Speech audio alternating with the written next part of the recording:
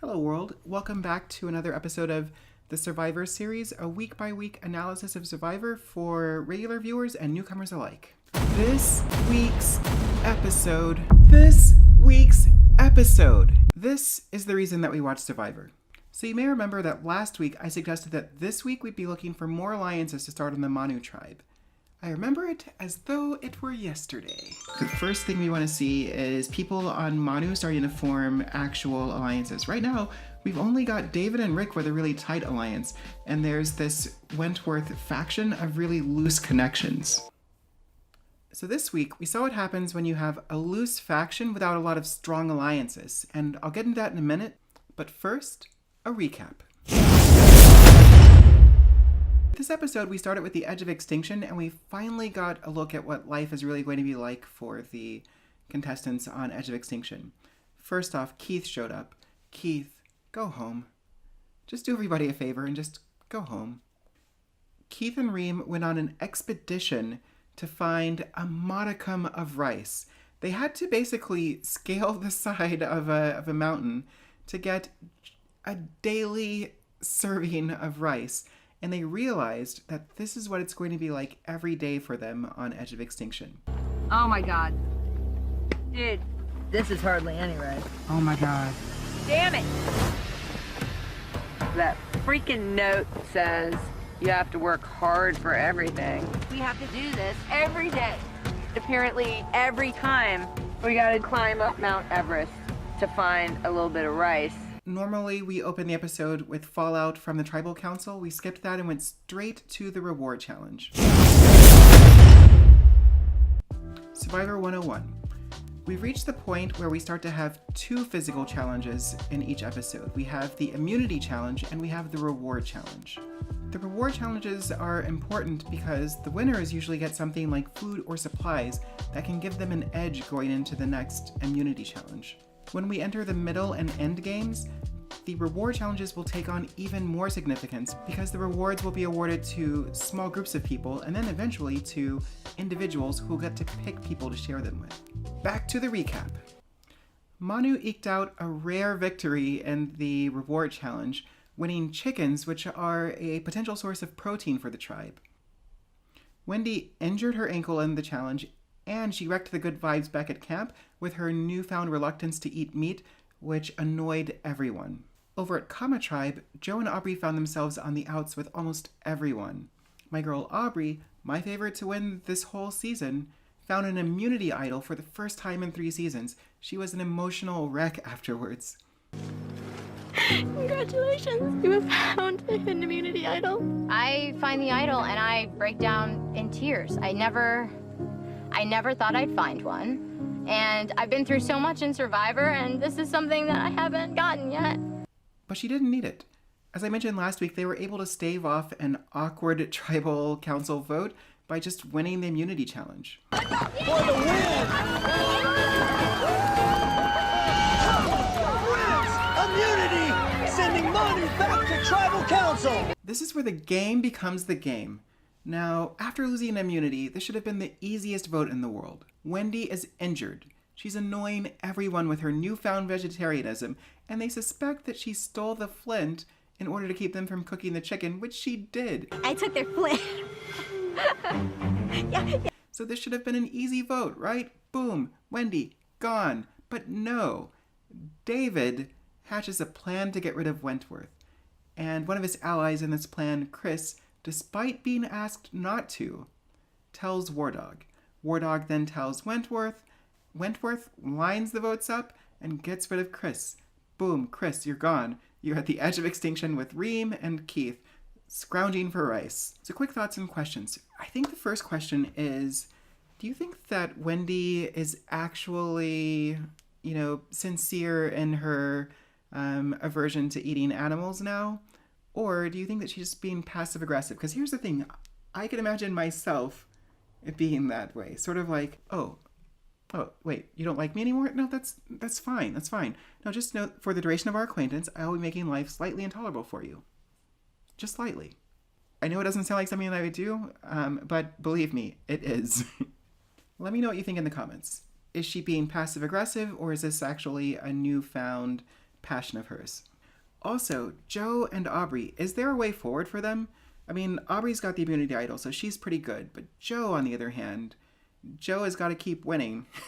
I mean, I do see a path forward for them. I can see a world where Joe and Aubrey and Aurora make it to the merge, and Wentworth and David make it to the merge, and together they form a 5-person unit that can kind of control things. But that is a long shot. At least Aubrey has her idol. And speaking of which, new segment, Idol Chatter. We are beginning to see idols stacking up in this game.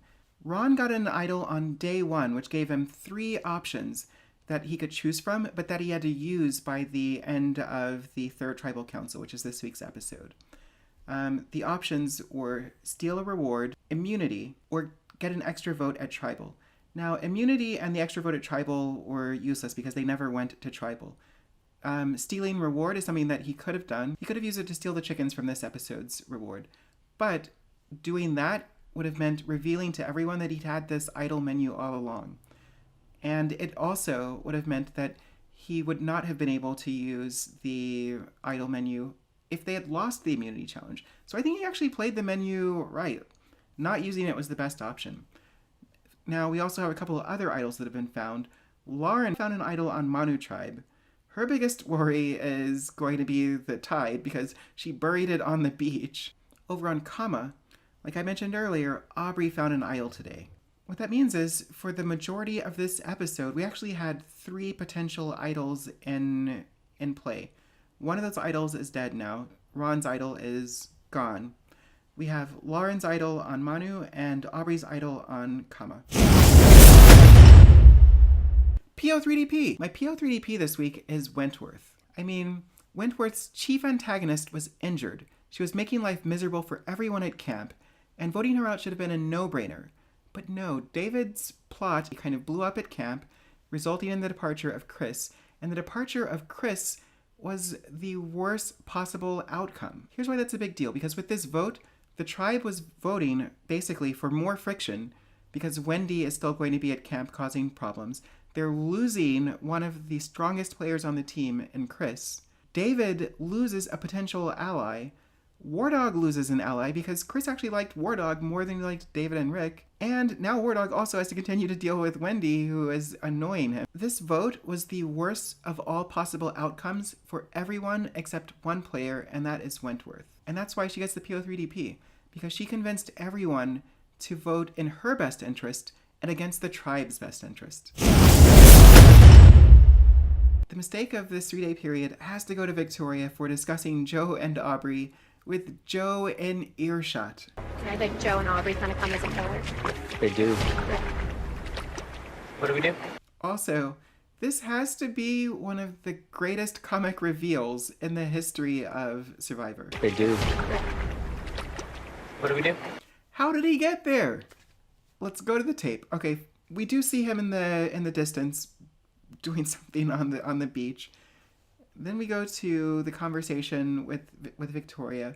Then the camera slowly comes back and we just see Joe there on the ground in this weird lurker pose. That means that he had to have walked over to where they are. Now, Joe is probably the largest person in this game. So you're telling me that Ron didn't see him? The thought of Joe just kind of crab walking over to them also kind of cracks me up. It's unclear just how much Joe heard, but it was definitely enough to validate any suspicions that he might have had and to light a fire under him to try to figure out a way out for him and Aubrey and Aurora. Not a fatal error because Joe doesn't have that killer instinct that Wentworth has. I mean, kill or be killed. If you come after me, watch out. But still a big deal. Wrapping it up, Edge of Extinction is no joke. The castouts are going to have to struggle for every little thing on that island. Question is, for how much longer? The promo for next week's episode shows that the tribe is going to be split into 3 tribes, and given that there are 3 of them on that island, makes me wonder if they're going to bring them back already and put one of them on each of the tribes in this split. On the Manu tribe, it feels like Wentworth is starting to run away with the game. David is putting together a long-term strategy, and Wardog does seem to be in it to win it. Everyone else, though, just seems to be along for the ride. On the Kama tribe, Joe and Aubrey are definitely on the outs, and the team is looking to cut them as soon as possible. Poor Aurora is kind of stuck with them. There doesn't yet seem to be a real alliance among the new players on the Comet Tribe, but Victoria does seem to be emerging as an instigator, and I gotta admit, I kind of like that. The thing to watch for next week is that the tribes are splitting into 3.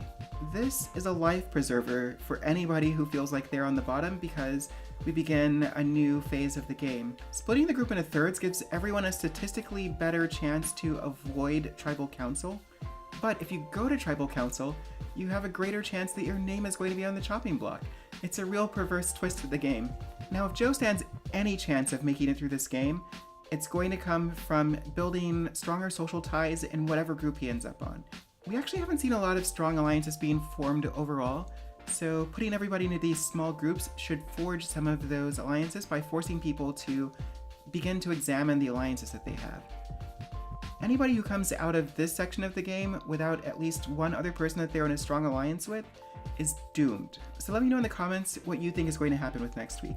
Do you think that the people at the edge of extinction are going to be brought back into the game already, or do you think that that is going to be postponed a little bit? There will be new episodes of the Survivor series every weekend through the end of the season. So let's keep watching together. Well, look at that. You made it to the end of the video. If you liked this video, then click the like button. If you have some comments or thoughts that you want to share, maybe drop a comment down below. And if this is your first time watching one of these videos and you think you want to see more, click subscribe. It's pretty easy. I do it all the time. I mean, I don't click my button all the time. I click other people's buttons.